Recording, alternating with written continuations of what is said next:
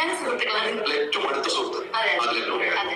പിന്നീട് ഒരു സമയത്ത് നിങ്ങളാണ് PR പൈസ കൊടുത്ത കാര്യമായി മെയിൻ പ്രശ്നം.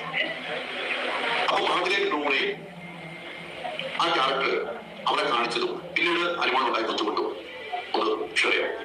അല്ല, എനിക്കിപ്പം ഞാൻ നേരത്തെ പറഞ്ഞ എല്ലാവരും ഗെയിം കളിക്കാൻ വേണ്ടി വരുന്നവരാണ്.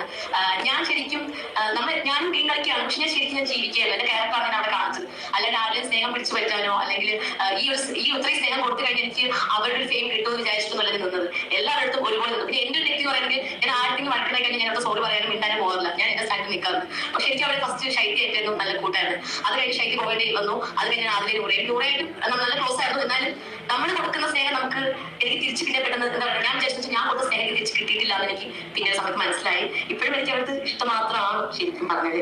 അതിന് പിണക്കും കാര്യങ്ങളും ഈ ഒരു കാര്യത്തിൽ മാത്രമാണ് അനിമോളെ ഉണ്ടെങ്കിൽ ഭയങ്കരമായിട്ട് പ്രശംസിക്കേണ്ട ഒരു കാര്യം. ഇപ്പോൾ ബിഗ് ബോസ് നോക്കിക്കഴിഞ്ഞാൽ ഒരുപാട് കാര്യങ്ങളുണ്ടെങ്കിൽ അനിമോൾ അവിടെ നിന്ന് ചെയ്തിട്ടുണ്ട്. ഒരുപാട് പേരുണ്ടെങ്കിൽ അത് ഭയങ്കര വെറുപ്പിക്കുന്ന രീതിയിലുള്ള കാര്യങ്ങളാണ് ചെയ്തിട്ടുള്ളത്. പക്ഷേ അവസാന സമയമൊക്കെ നോക്കിക്കഴിഞ്ഞാൽ ഇത് കണക്ക് ആദിലയും നൂറയാണ് ഭയങ്കരമായിട്ട് എതിരെ നിന്നിട്ടുണ്ടെങ്കിൽ ഇത് കണക്ക് സംസാരിച്ചിട്ടുണ്ടായിരുന്നു. അതിന് മെയിനായിട്ടുള്ള കാര്യം എന്ന് പറഞ്ഞാൽ അവസാനമായ സമയത്തുണ്ടെങ്കിൽ ടിക്കറ്റ് ഓഫ് ഫിനാലിൽ ഇത് കണക്ക് നൂറയ്ക്ക് ഒരു ചാൻസ് കിട്ടുകയും പിന്നെ കുറേ പേര് വെളിയിൽ നിന്ന് വന്നിട്ട് ഇത് കണക്കുണ്ടെങ്കിൽ അനിമോക്ക് സപ്പോർട്ട് കൂടുതലാന്നുള്ള കാര്യം ഇത് കണക്ക് ആദിലെ അറിയിക്കുകയൊക്കെ ചെയ്തിട്ടുണ്ടായിരുന്നു.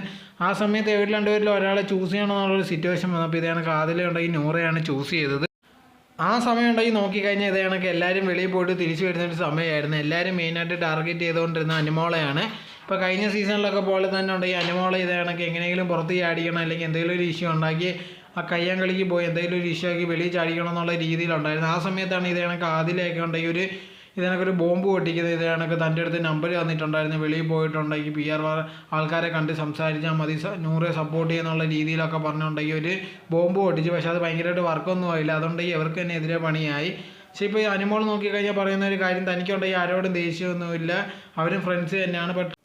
പക്ഷേ അങ്ങനെ ആരെയും ഉണ്ടെങ്കിൽ ഇനി കണ്ണടച്ച് അധികം വിശ്വസിക്കുന്നില്ല എന്നുള്ള രീതിയിലാണ് അനിമോൾ പറയുന്നത്.